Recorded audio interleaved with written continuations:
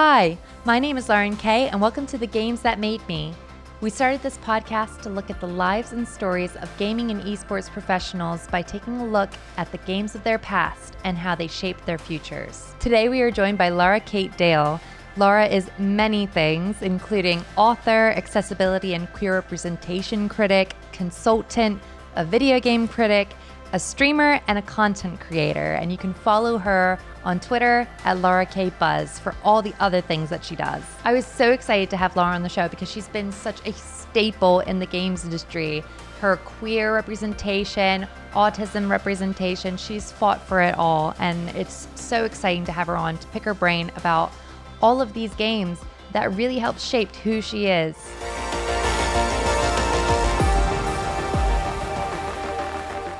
A lot of our journeys into games is like really varied. I mean, we have all different ways in which we sort of get into this sort of beautiful experience of playing games. Pokemon, I think, was something that was particularly important to you when you were a child. Sort of, how did that start?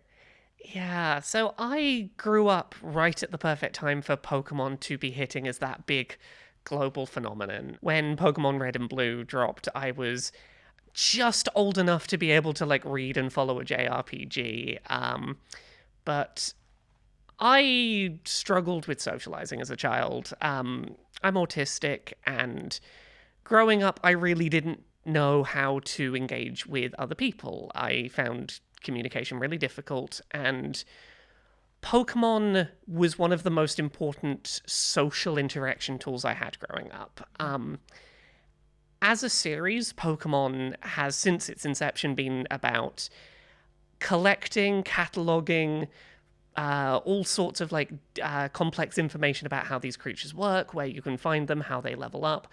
And I just happened to be lucky that obsessive interest happened to be something that everyone around me was getting very interested in. And it was really nice to have a social safety net topic as a awkward child that didn't really know how to talk to people.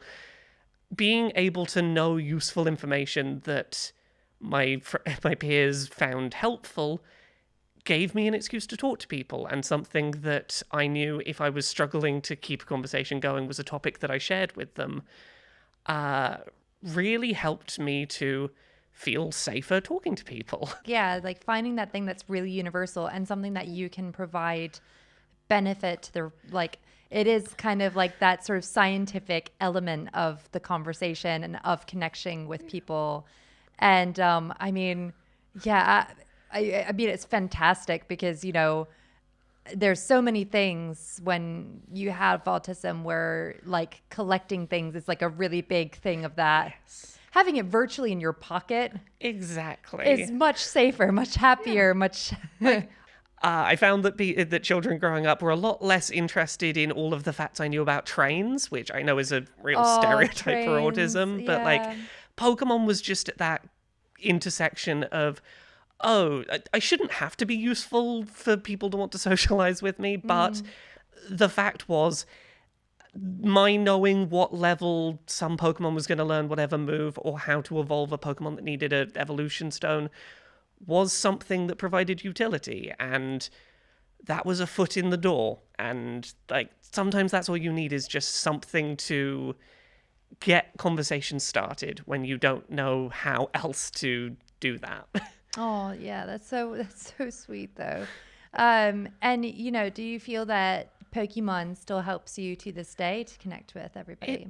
It really does, but in different ways, I think. I feel a lot more comfortable initiating conversations with people than I used to, but I've gotten really into Pokemon like in the last like 5 or so years, specifically around shiny hunting. I got into shiny hunting in Pokemon. I'd always sort of known it was a thing, but I was at a press event, a review event for Pokemon Let's Go Pikachu and Eevee when that game was coming out, and it was the first Pokemon game that had shiny Pokemon visible in the overworld. And I was a couple of hours into this game at an event where other people were playing it, and I saw this shiny Zubat just flying around Mount Moon, sparkling and green. And I'd never cared about Zubat as a Pokemon before until that moment, but I kept that Zubat on my team all the way to the Elite Four. Really grew to love a Pokemon I'd previously not really cared about. And that experience of like a series I'd loved for years that suddenly I was appreciating in a different way really stuck with me. And I got very into shiny hunting, specifically because it met a need as an autistic person of, I love collecting and cataloging all these Pokemon, but it's not a hugely time-consuming process to just catch all the new Pokemon in a new game. I wanted more projects to obsessively do the same thing over and over and to keep working on that collection, and trying to get a rare 1 in 4,000 variant of every single Pokemon that's ever existed meant that, like, I'm never going to run out of Pokemon to play, not for a long time at least. Endless content. Exactly. And it was endless stuff to be doing. It was endless excuses to be streaming, playing the game, which gave me more excuses to be talking about Pokemon with people who were watching who also enjoyed it. And having something that I could really focus on doing long term that gave me an excuse to have those Pokemon related conversations outside of like the few weeks where new Pokemon's released was really feels like a continuation of what I enjoyed about Pokemon right at the start, that it's an excuse for me to connect with people. It's almost like a safety. Like you feel a safety in the fact that it's not ending, because it just has that sort of lovely unending connection to it. Exactly. Like, it's a bit of an autism stereotype, but I struggle with change. I struggle with things being different, and there is something nice and calming about, like, I know it's a complaint people have about Pokemon as a series, that it hasn't really changed very much in the 20 plus years since it originally started. But to me, there's something that feels very safe and very at home about variation after variation on something that I already enjoy, and getting to just change just enough that it still feels familiar, and give myself excuses to spend as much time in those worlds as possible. Like most of the Pokemon games on Switch, I've put about 1,000 hours into each new pair of games that's come out. Like that is my one series that I've definitely played more than any other video game series, I think, ever. That's amazing, though. And like, which one do you think is like your favorite one to live in? Oh, I recognize that it has a lot of problems, but I've really been enjoying Scarlet and Violet recently.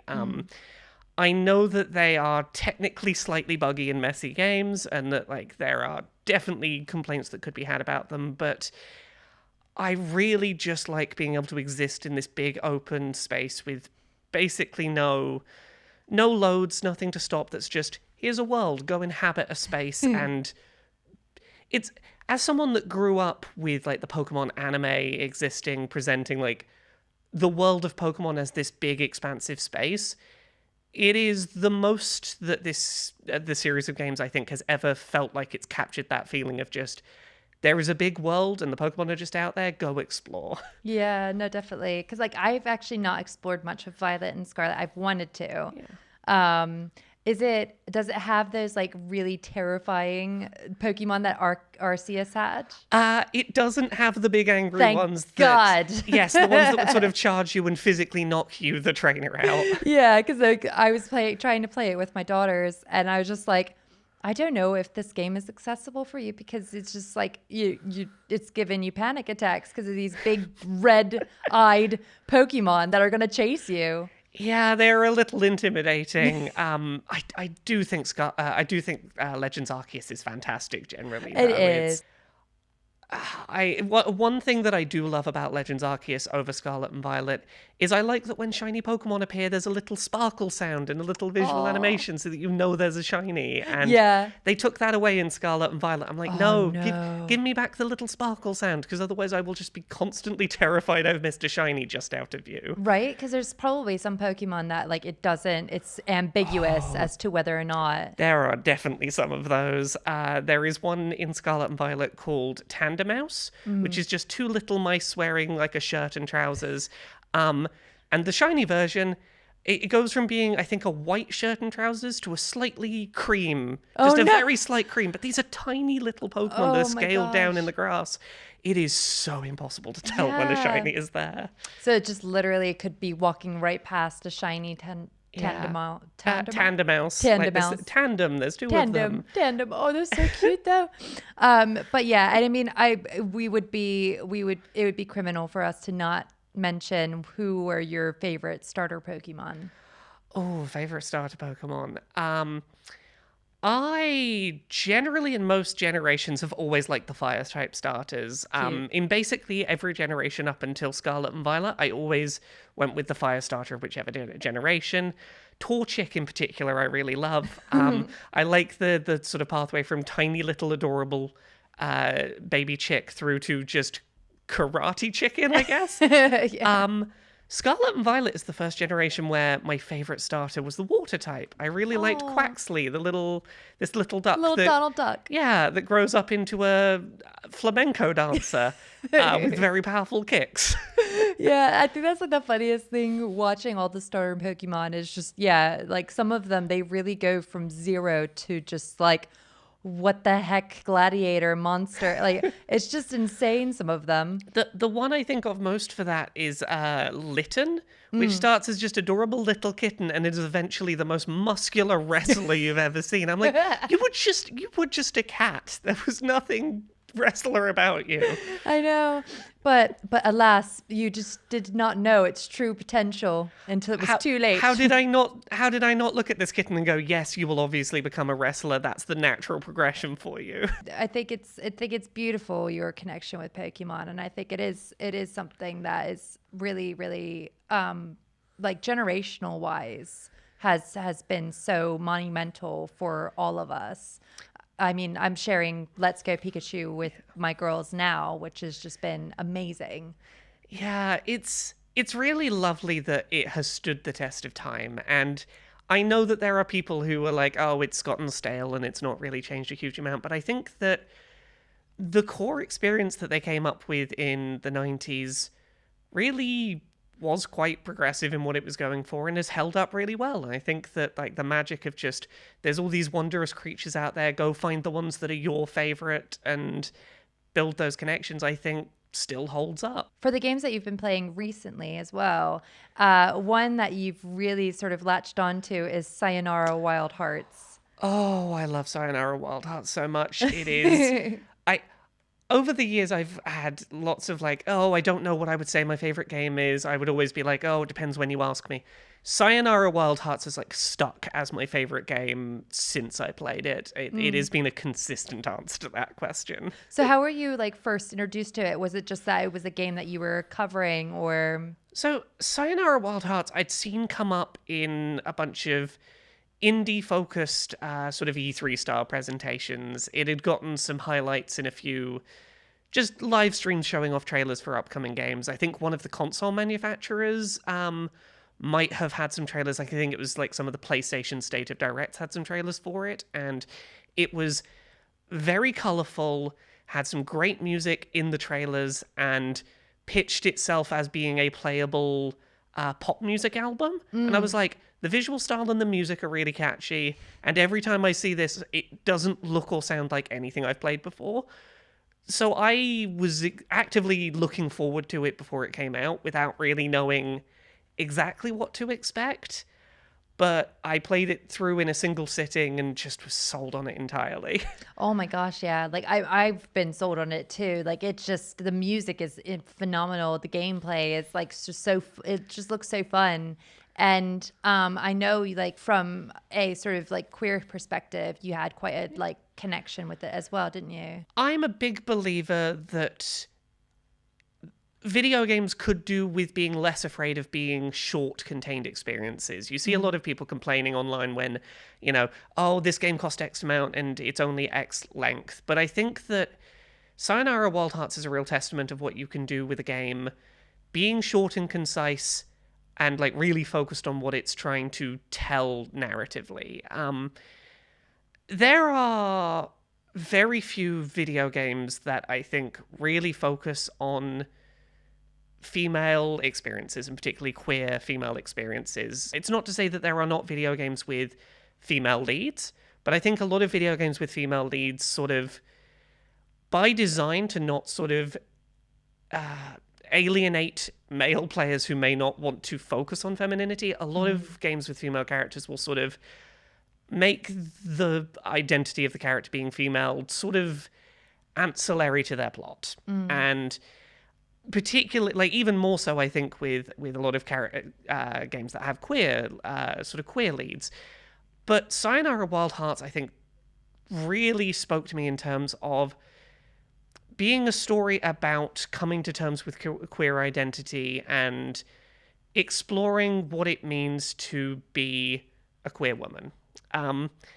As a queer trans woman, I did a lot of my sort of exploring of self in terms of what it meant for me to be female and to be queer as an adult. And it's one of those things where when you go through some of that self-exploration as an adult rather than sort of alongside your peers when they're growing up, that it can feel a little isolating, like you are having to learn a lot of things about yourself in isolation without a lot of answers. And the way that Sayonara Wild Hearts is a story about being uncertain and unfamiliar in queer feminine identity and having the difficulties that come with making that journey to, understanding who you are, I think really resonated. And the fact that it was able to do so in maybe an hour to an hour and a half with a soundtrack that's really catchy was a wonderful thing. Yeah, no, that's beautiful. But yeah, no, I think that that's something that definitely resonates with a lot of people who are going through transitioning when they're an adult. It's like you basically have to live your entire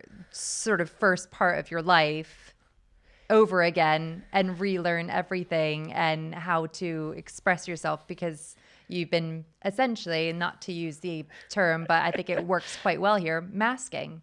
Right? Yeah. Like it's essentially is like masking before. And that's really lovely that you found that in Sayonara Wild Hearts. Yeah, I think a lot of the way that Sayonara Wild Hearts is structured in terms of it sort of journeys through various different distinct types of feminine subculture, I think is something that really stuck with me in that sense of like, I remember in early transition having to have, I guess you would call it the awkward teen phase of finding your style, for example, as an adult, when it's sort of expected that you will have understood what fashion works for you and doesn't. And that sort of experimentation with how do I want to present myself? How do I want to be seen? Who am I presenting myself to the world as is something that requires playing around in that space of, there are different kinds of people I could be, and I have to learn that just through trial and error. I think some of that like comes across in the sort of tone of how this game goes through exploration of different kinds of identity. And I mean, you've also like said that it's pretty much one of your favorite games of all time. Like, what about this game has like really made it rate so highly after like all of the games that you've played in your career? As I said, I like that this game is as short and concise as it is. I think that I'm a big appreciator of when a video game has knows how many ideas it wants to experiment with and doesn't try and stretch itself out beyond whatever set of ideas it has. There was a game that I played a while back called What the Golf, and this is a slightly strange comparison. Love What the Golf, oh my God. What the Golf, I think, is very similar in that sense of lots and lots of creative ideas, and as soon as like the developer's like, okay, I've done everything I have to do with that idea, just move on and don't feel the need to stretch it out. And I think like that's part of what I love about Sayonara Wild Hearts is that it's like, here is a concept, we're maybe gonna do it for like 2 or 3 songs, and then we move on to something else and keep that creative pace and energy going. Yeah. Alongside a soundtrack that I think stands alone without the game as a fantastic set of music, but is elevated by interactivity. I really wish we had more interactive music video games to point to, because I love music generally. I have always found a lot of emotional connection with music, and I think that video games, by the nature of being interactive, foster the idea of feeling engaged with what you're engaging with. And for me, that combination of listening to music that has lyrics that I'm emotionally invested in, while playing something that is reinforcing the themes of those lyrics and is helping to reinforce like the swells and the pacing of the music by how the gameplay sort of ebbs and flows along with it, really made me appreciate that music more than I might have done in a vacuum. I'm someone that doesn't listen to albums as much as I would like to. I do a lot of like listening to isolated pieces of music, just, one track off an album or whatever. But by the nature of this being a consistent story told, in an hour and a half, it sort of forces me to do that thing I don't do often enough, of listen to a set of music as a complete piece of work. And I think that interactivity really helps make that happen.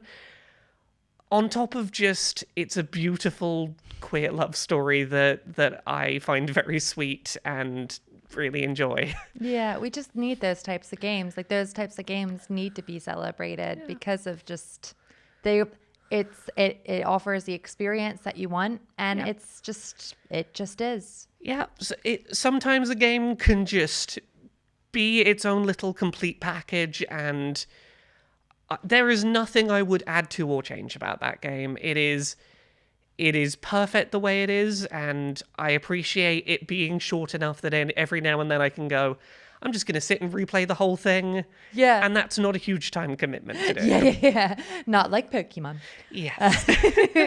And also, I mean, The Last of Us is something that really, really had a big impact on your career.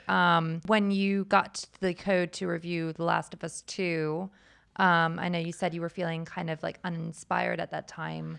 Do you want to talk a bit about how The Last of Us 2 like sort of brought you into accessibility? Yeah, so 2020 was an interesting year for me making content about video games, in that the prior few years of video game news had been pretty depressing in places. As someone that like covers video game news on a weekly basis, the number of like mounting and growing stories that exist of video game developers and publishers treating their workers poorly, harassment being buried within companies. I was feeling pretty disillusioned with games. I love video games as an art form, but I don't always love the things that go into them being made. And I wanted to feel like I could do something to help make the art form I love better.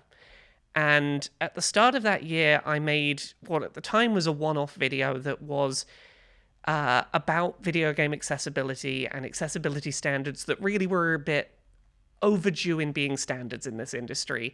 At the time, I was talking about things like making sure that subtitles exist and are of a certain size and have a background behind them, making sure colorblind modes existed. Very basic things that even, 3 years ago were overdue being standardized. A couple of months after that, I was thinking back on that video going, I really think that kind of discussion needs to be done more. And I started making weekly content about accessibility. And I started doing so I couldn't really have picked a better time to jump into video game accessibility as a space, because maybe a couple of months after I started making these videos, we saw the release of The Last of Us 2, which undoubtedly set an incredibly high benchmark for what video games as a medium could be doing to help disabled players play video games. That game brought together a lot of best practices that we'd seen dotted around the industry for years, but never really brought together into a single cohesive experience, in terms of things like making sure good subtitle integration, customizable difficulty that's more than just easy, medium, hard. But it also really pushed the industry forward in a lot of ways. It introduced things like high contrast mode, where the game is sort of all set grayscale except for visually important information being made sort of bright and colourful. It really pushed forward on things like accessibility presets and recognizing common categories of disability and the ways that we can lump a lot of sort of tools together to help specific groups of people. It is one of the first big AAA video games that made a push to be playable start to finish by sightless players. As someone who was just starting to talk about accessibility as a disabled gamer a few months prior, it gave me a lot of hope that it wasn't futile to be asking for better from the industry, because it became this thing I could point to and say, there is one game that might not be perfect, but if every game could be doing what The Last of Us 2 is doing, our industry would be most of the way there to being accessible for disabled players. And having this one easy title to point to and go, if you could reach this benchmark, you'd be basically there, was a really good sign that the industry was ready for the kind of conversations that I wanted to be having at the time. It really did sort of set the bar very high for what is possible. And a lot of the things it did, as I said, weren't necessarily things that hadn't been done before, but for a game to take all those things and do them all at once and to make a sort of consistent experience from it really did set expectations. And I think it is worth noting, just how much things have changed in the last, say, 3 years or so since then. I think largely as a result of developers seeing the level of praise that was received for doing this. If you look at video games today in terms of accessibility, 2 of the 3 main console manufacturers have either released or are releasing their own accessibility controllers. Both the PlayStation and Microsoft stores now have accessibility tags so that you can go on their digital stores and see what accessibility settings exist for a game before you purchase it. PlayStation has basically standardized a lot of the things from The Last of Us 2 across most of their first-party lineup.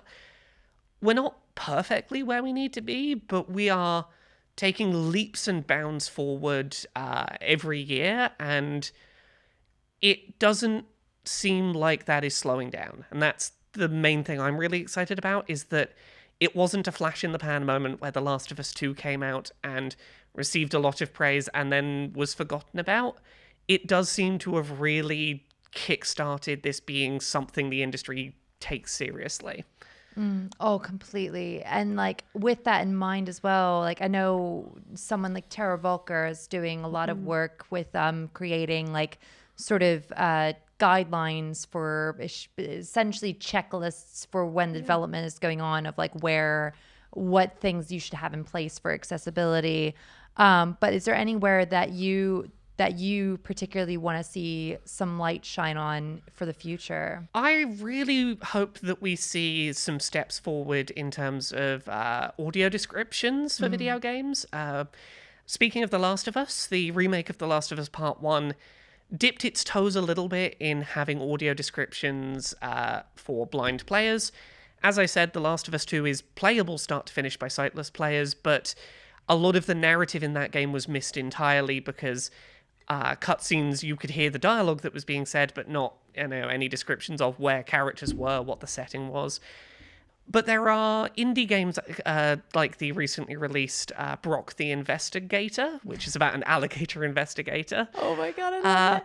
That had really good, robust audio descriptions the entire way through. Every new environment, every character, every scene, all of it was like perfectly audio described. And I really hope that like that is something we see more of.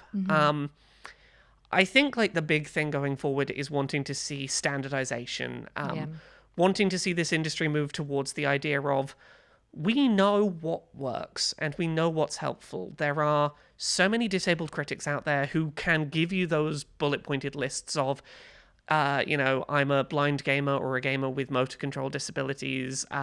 These are the things that are helpful to me. These are the games that are good reference points for what would help me.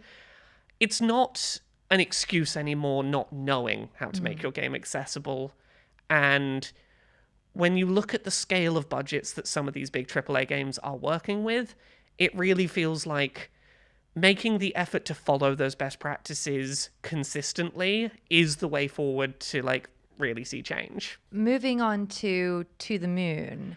So this seems like a very, very intense game, particularly for you. I mean, can you tell me a bit about like the storyline of the game, just for those of who don't necessarily know what it's about?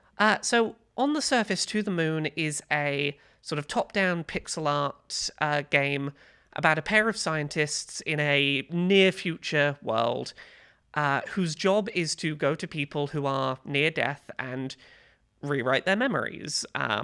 Basically, if someone wants to remember their life differently to how it actually turned out, they will facilitate that by going back through someone's memories and tweaking a little bit how their life played out. And on the surface, it is a game about a man who doesn't remember why he wants this, but he wants to remember having gone to the moon in his life. And as these people dig further and further back in his memories, it becomes less and less a story about him and more a story about a couple of autistic women in his life and the difficulties in communication that sometimes arise between autistic people and the non-autistic people in their lives. Yeah, it's like level of understanding between the two and the frustration that can sometimes manifest. Yes, the difficulty that can sometimes come from two people essentially speaking a different language in terms of communication styles, and if the divide in communication styles isn't sort of met both ways, how it can be difficult to make sure that someone's needs are met. Yeah, no, definitely. And, you know, one of the biggest conversations that happens, or one of the things that happens in this game a lot, is this idea of masking, which it can be like a very, very intense thing. I mean, you know, if you want to explain a bit about what masking is, particularly, but it's something that's very exhausting for those who are autistic. Yes. So, as I said, I'm autistic, and I wasn't diagnosed autistic until adulthood. And particularly when you are living undiagnosed as an autistic person, masking is the act of trying to suppress your own autistic behaviors in order to survive in a world that is unforgiving to people who are acting quote unquote different. That can take the form of trying to suppress actions like stimming, which is repetitive physical behaviors that are done to have something consistent and predictable to focus on, through to trying to regulate behavior around language, basically trying to shave off the parts of yourself that are not correct in a non-autistic society, and trying to present outwardly normal, quote unquote, at the expense of a lot of constant effort and energy being expended. And yeah, To the Moon definitely deals with this a lot. And one of the reasons that I sort of put this down on my list of games that made me is that there are very few stories about autism, not just in video games, but generally, that do a few of the things that To the Moon does. It's very rare we see stories about autistic women. A lot of 90s bad practice psychology sort of labeled autism as a boy's disease that meant that for a very long time we, underdiagnosed women with autism, but also underrepresented them in media depictions. A lot of media depictions of autism will only have one autistic character who is expected to portray the entire spectrum of ways that autism can manifest. And To the Moon, I think, does a really good job of both not only showing a woman with autism, but two women with autism who had very different lived experiences and both had different things that they benefited from and different things they struggled with. The game centers on one character who was diagnosed young and had support tools and was given a bit more freedom to not have to shave those parts off of herself, but also didn't have to force herself to learn those tools that some people who are diagnosed later in life have to learn. And it's really interesting seeing these conversations around things like, when you're someone who has had to mask to survive without a diagnosis, the difficulty of giving yourself space to understand who you are underneath the performance that society has made you present. Feeling jealous of people who never masked, and knowing that like that is a double-edged sword because of the societal consequences that unmasked autistic people, are often presented with. And it just presents this really interesting conversation that doesn't present either lived experience of autism as inherently facing more or less challenges, but recognizing that both sides have things that the other wishes they had, and that it's really that both are people who are just really struggling and could do with more support from the people around them. Oh, that's so beautiful. And I know like a lot of people, like this game hits you hard. There's some really wonderful metaphor use in this game that really stuck with me.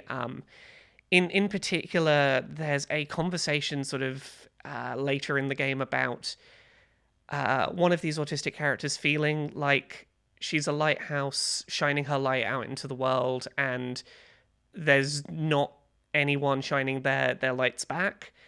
And just wanting to see some message in return, no matter how far of a distance it's coming from. And a lot of those things were really meaningful to see verbalized, because so often media about autistic people is so often made for non-autistic audiences from an outside perspective, and so rarely deals with verbalizing the internal lived experience of being someone autistic that just wants to make those emotional connections with people. And just slowing down and letting these characters talk about how they feel, rather than just having them be a list of symptoms they are doing, shouldn't have been as revolutionary as it was to see in, I think it was like 2012 that it came out. But it really, I couldn't think of anything else at the time that had ever had those conversations. The media presents it as just Juliette Lewis in The Other Sister, like that is essentially what they do. And it's just like, that isn't... Autism is so often shown only as either an inconvenience other people are so brave for living with, or as a superpower that comes with a little bit of quirkiness. Yeah. Or as, a terrible way to live. Oh, if only you could be normal like everyone else. And to show these people living lives, and specifically like living lives with loving partners that they might have some difficulties with, but at the end of the day, they're just searching for connection like everyone, it really stuck with me. Oh my gosh, yeah. I'm getting verklempt. Like it's really, really gorgeous. And then the last game that we sort of want to talk about today is Tell Me Why, which of course is another one from Don't Nod. Which, like, I mean, come on, like their games have just been so revolutionary for a lot of reasons. But what was it in particular from Tell Me Why that really captured you? I've always loved Don't Nod's games. I'm a big fan of your sort of choose your own adventure style stories where you sort of branch the narrative a little bit. But Tell Me Why was really special, largely because of the ways that the game presented its lead character, Tyler, who is a trans man. Over the years, we've had little bits of trans representation in video games, and usually they all come with caveats. From Mass Effect Andromeda introducing a trans character just for her to dead name herself in the first conversation you have with her, to The Missing J.J. McField and the Island of Memories, which is a wonderful game in isolation, but is kind of let down by its developers' interviews and other work being really not great. Yeah. It's rare to find a piece of media, like a big budget video game, that feels like it really understands the trans community. And I think that what Tell Me Why does really well is it has lots and lots of little details that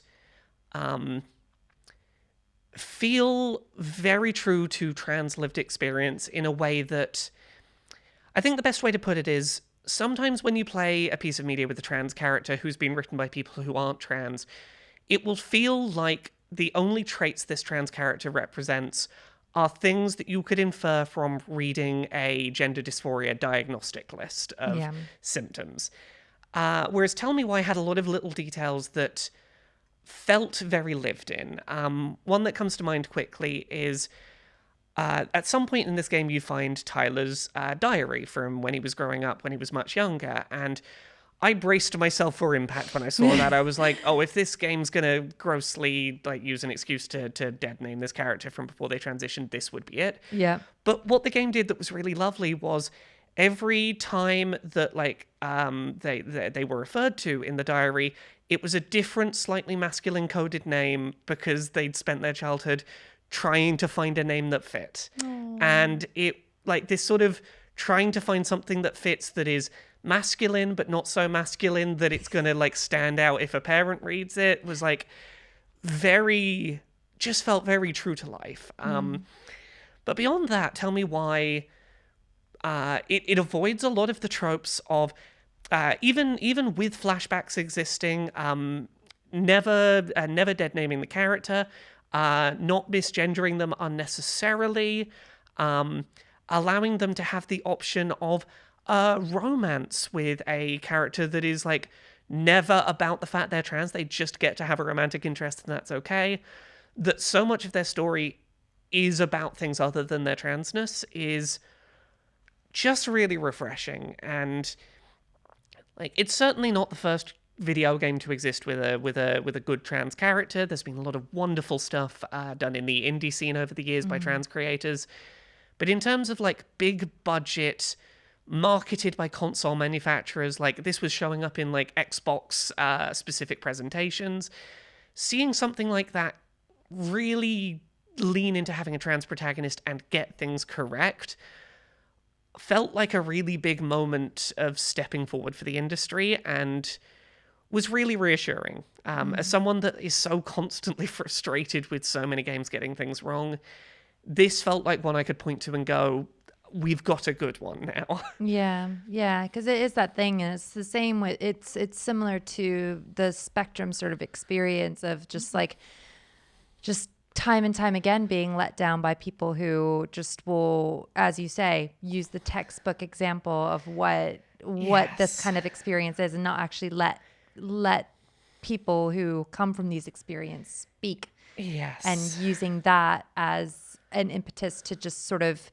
create humans instead of just archetypes. Yes. Yeah, it's about having characters that feel like that they get to exist as people beyond just these are the list of bullet points that if we do these it will say trans character, or if we do these things it will say autistic character, and making them individuals who have their own specific personalities that might be influenced in places by their identity, but is not defined by it. Yeah. And that has those little touches that, an outside audience might not pick up on, but someone who is personally impacted can go, that feels real to what I went through. And that little bit of additional detail and context can make characters feel all the more personally engaging. Oh, that's so lovely. And, sort of closing us out, we would have to talk about some of your books because you've written some amazing, Mario's butt. Not to bring. Oh, yes. Yes. A series of gaming butt critiques. Let's start with that one. Sort of how did Mario's butt? So come into play. things I learned from Mario's butt is definitely one of the weirder projects I've worked on in my time. So the story of this book goes back about a decade when I was first like full-time writing about video games. I had been working like a fairly generic supermarket job, and that ended pretty abruptly. And I was like, okay, I'm going to take the dive and I'm going to try and make video games my full-time job. I set up a Patreon and was like, I'll give myself a couple of weeks, and if I can get that Patreon to the price amount it would need to be for me to survive on, to scrape by, I'll go for this. And if after a couple of weeks I can't do that, I'll find a regular job again. So I went on Twitter and was like, I need to hit a certain threshold of patrons to make this work. Is there anything I could write about that if I did, you'd give me $1 a month? And I don't remember who it was, but someone tweeted back to me, review video game character butts. And I retweeted it as a joke. I was like, oh, that's a silly idea. And like 50 people tweeted me back saying, yeah, I'll give you $1 if you do that. Oh my gosh. I was like, okay. So I was like, if I'm going to do this silly idea, I want to find an approach to it that feels worthwhile, that feels like I'm doing something substantial with it. And the approach I came to was, let's take this really seriously. Like, let's go and find actual interesting information, be it about the nature of character model design or plot points that are relevant, and show that, like, insignificant details about characters are often a lot more important than they seem. Like, it doesn't have to be butts, but we picked butts. You can pick any aspect of a character and think about, why did the designer design that aspect of their design the way they did? What can we learn from the choices that human beings made about how to design these characters? Because somebody had to make that decision. Well, that's the thing. No aspect of a video game character is accidental. And as soon as you stop and go, someone made a deliberate choice for that butt to be the way it is, you start unraveling that there are a lot of interesting things to learn. And this started as a series of silly YouTube videos, and a couple of years later, I contacted a publisher and said, I'd love to make this a book, and they didn't say no. And then I kept asking people to contribute to it, and no one said no. And that's how that book happened. No one told me I couldn't. Yes, and that's like the beautiful thing, though. Like, I think, sort of the overarching thing that we've been talking about, like, despite its sort of hardships and some disappointments over the years, like, it's those glimmers of joy that really keep you coming back into the games industry and like having hope for it. Well, that's it. Like, I spoke to a lot of people in the games industry who contributed sections to that book, and after it happened, about like, why was it that you said yes to this silly idea? And a lot of them, their response basically boiled down to, this medium, it's sometimes easy to forget why we love talking about games in the first place, and having an excuse to be a bit silly and a bit nonsensical, but also I did some research and I found out some things, and I feel like I did some work and found a thing no one's talked about. That weird middle ground seemed to get some people excited to talk about video games. And even if it's because of butts, if you find a thing that makes you excited to talk about a video game character, capitalize on that. Enjoy the fact that you're having fun talking about games. Yeah, no, definitely. It's absolutely incredible. And, sort of closing us out, I just want to sort of talk a bit about what you might be working on now. So things I'm working on now, I've got a lot of other books that have come out and are in the works. I've got one coming out later this year about autistic people's stories of autistic joy, trying to paint a sort of portrait of different ways that autistic people's joy can look. I am still putting out weekly episodes of Accessibility over on youtube.com/LauraKBuzz, talking about how we can keep pushing forward in video game accessibility. I do a bunch of podcasts, including Podquisition, where I talk about video games I've been playing every week. Twitch stream Mondays, Wednesdays, and Fridays. all sorts of stuff. If you search Laura K. Buzz, you'll find way too many things that I'm doing at any given moment. Oh, it's fantastic. But yes, no, this has been absolutely incredible. Thank you so much for sharing all of your amazing insight and all of your amazing stories as well. Thank you for having me. This has been lovely. Oh.